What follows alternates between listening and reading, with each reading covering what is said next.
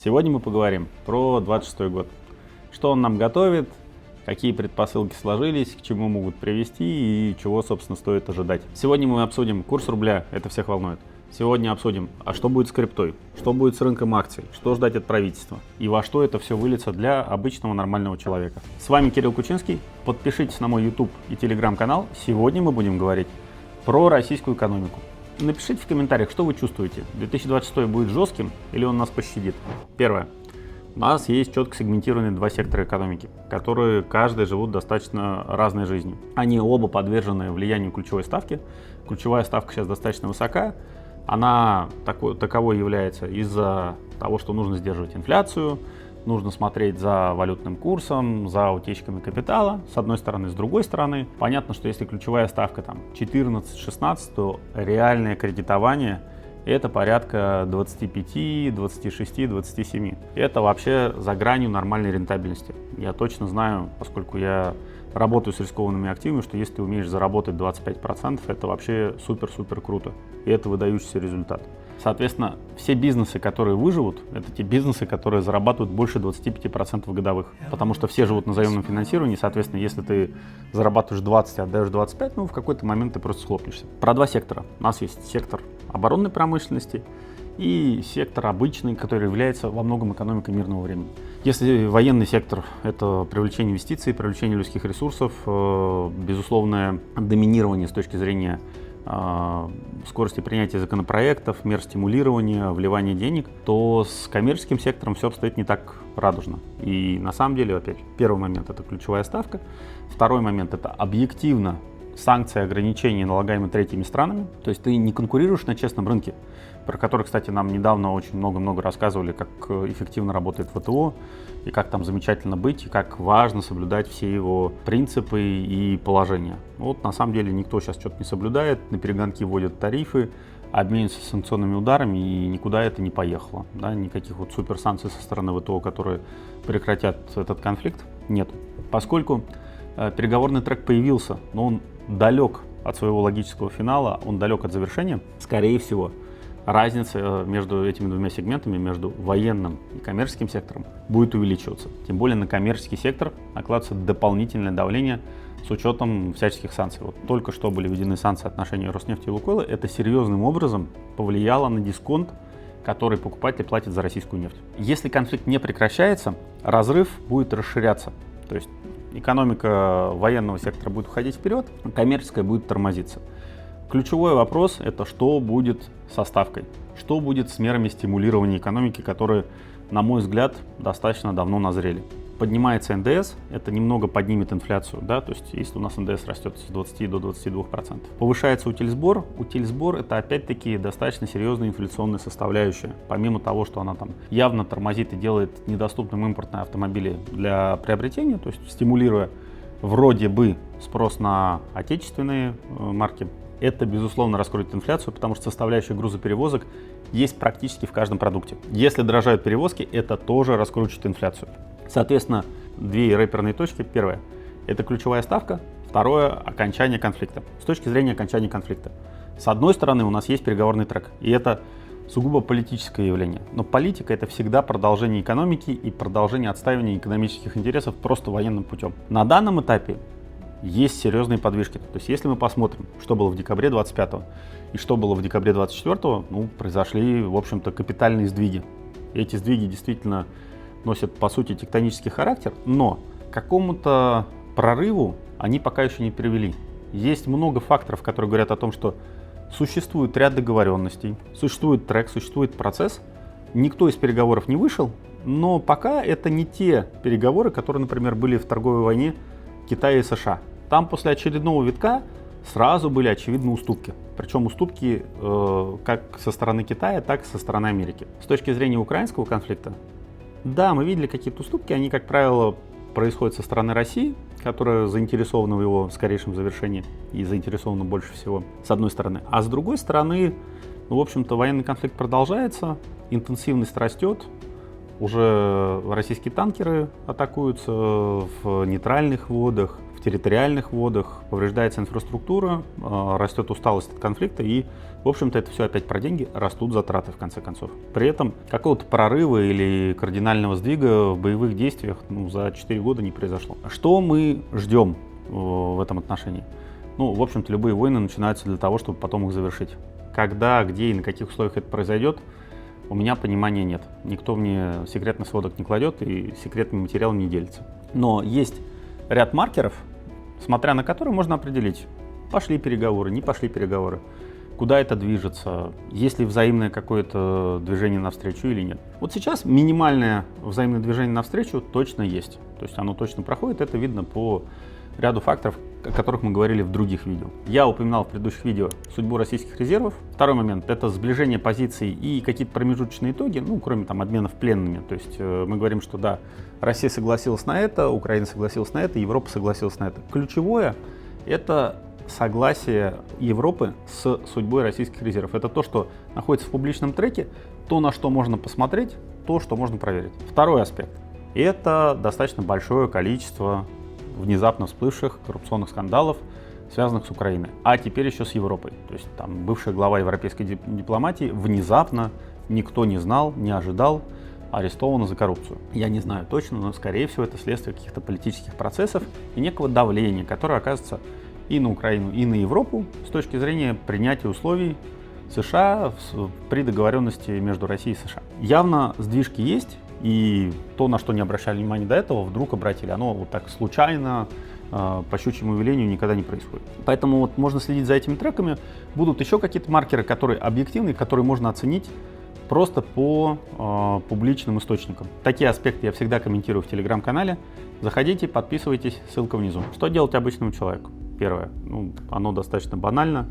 Не паниковать, то есть всегда нужно подумать, даже если какая-то катастрофа, глобальный конфликт. Во время подумать будет всегда. Это первый момент. Второй момент.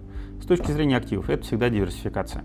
Третий момент. Здесь сложно говорить, давайте дадим универсальный совет, как всем стать богатыми, здоровыми и чтобы все было прекрасно. Есть такая штука, действуй по обстановке. Но самое главное, нужно спокойно оценивать факторы.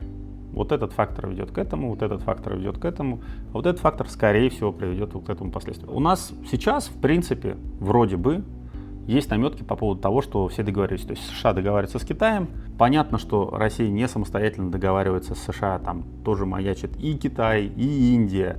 И с другой стороны есть Европа и Украина. При этом есть наметки по поводу достижения какого-то соглашения. Это, безусловно, прекращение конфликта или его хотя бы заморозка. А будет ли кризис в России в 2026-м?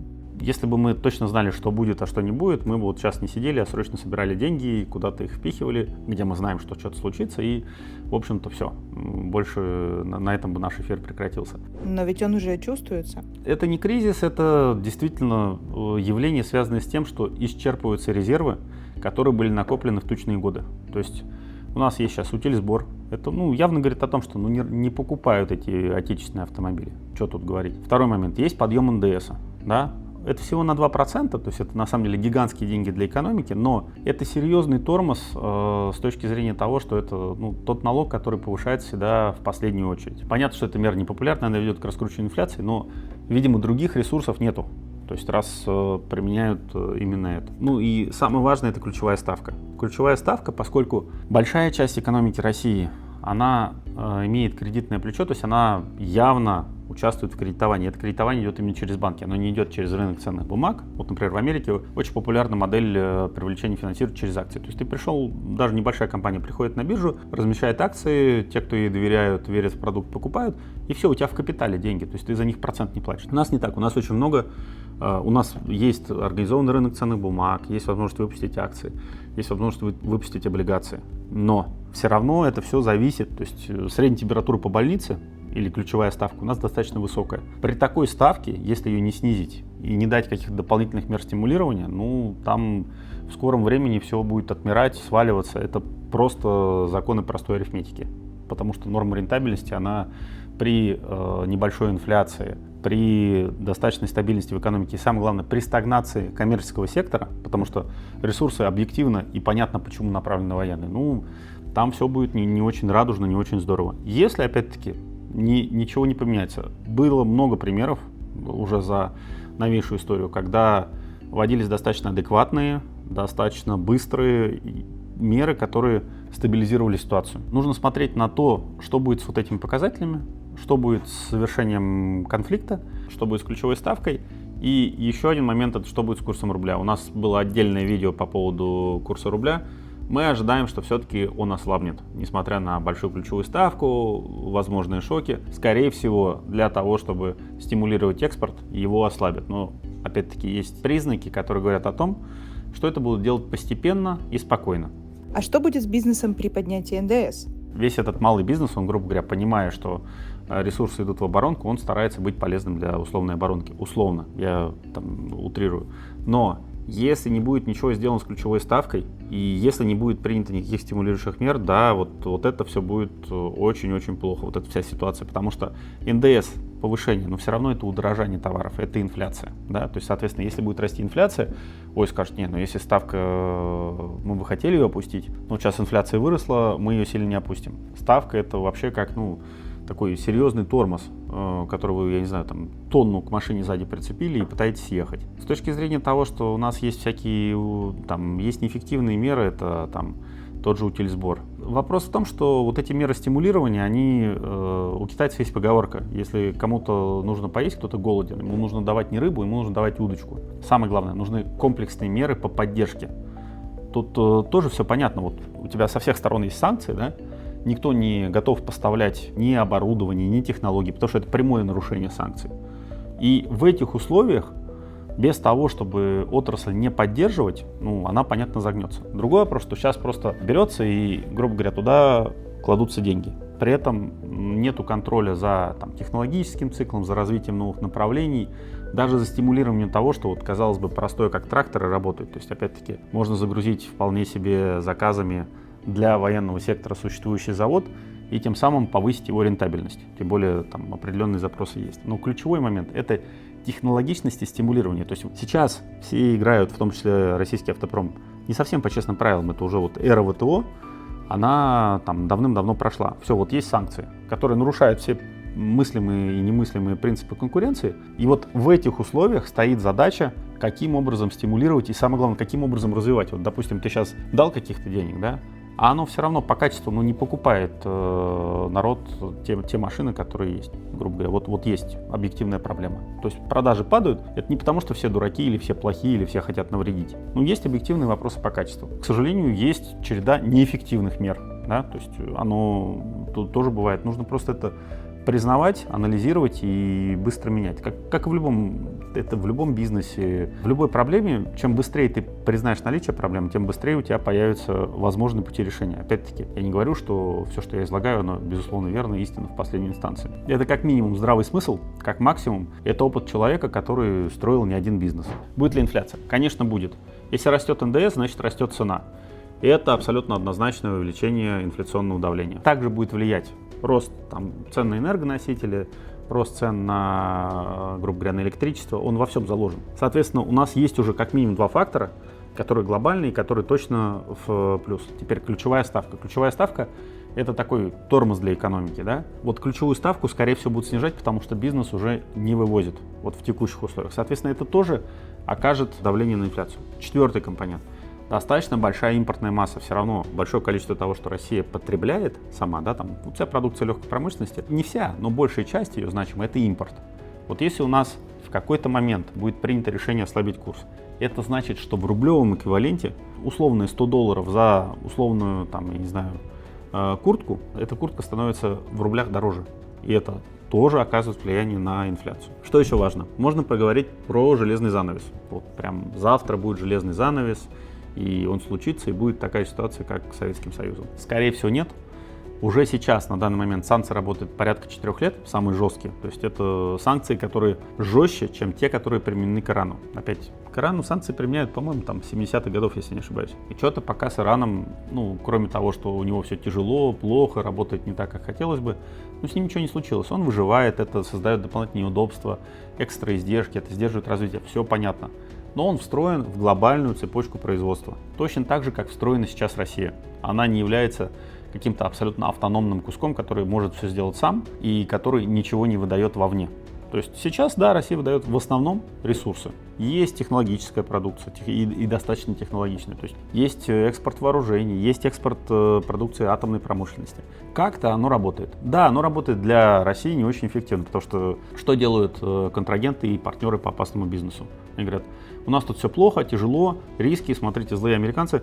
Поэтому вот сегодня нефть вашу мы будем покупать не за $50, то есть по рыночной цене, а за 50 минус 20. А не хотите, ну идите им предложите. Вот, собственно, что происходит. То есть это снижает, скажем так, возможности и реально отбирает достаточно большую долю дохода. Что еще мы видим? То есть физически выехать из России там, и приехать, например, в Европу возможно. Но нельзя переводить, например, крипту, которую ты купил на российской бирже, это вызовет массу вопросов.